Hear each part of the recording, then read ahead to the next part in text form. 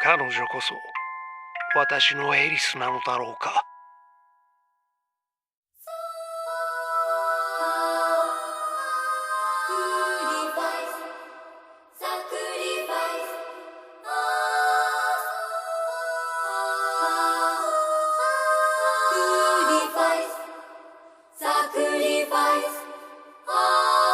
無邪気な笑顔が愛らしいもとは神に愛されたから生まれつき幸せだった一人では何もできない可愛い天使誰からも愛される彼女がね魂から器量の悪い私を哀れみないでよ惨めな思いにさせるあの子なんて死んじゃえばいいのに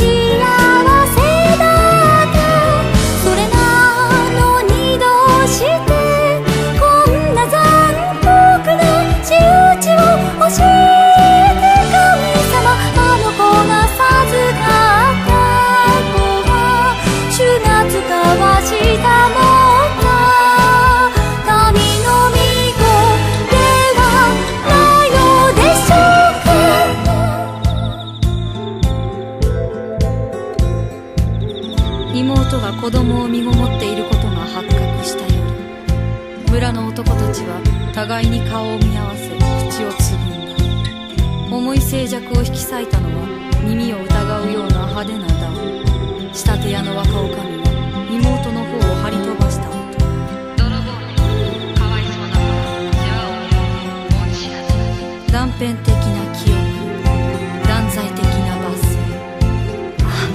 この人は何をわめいているんだろう。気持ち悪い。ぶらりと世界が揺れ、私は弾け飛ぶように若女将につかみかかっていた。赤く染まった視界、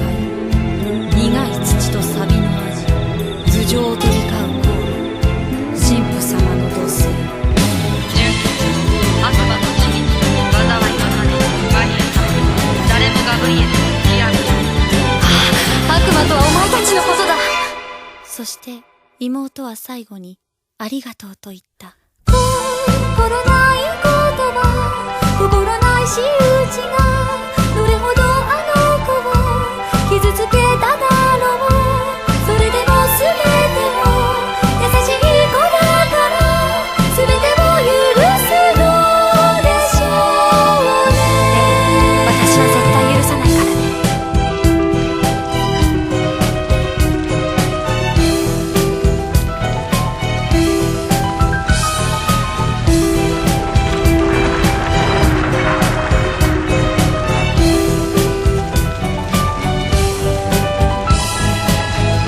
この世は所詮楽園の代用品でしかないのなら、罪深き者は全て等しく灰に帰るがいい。裸足の娘、凍りつくような微笑みを浮かべ、揺らめく炎、その闇の向こうに仮面の男を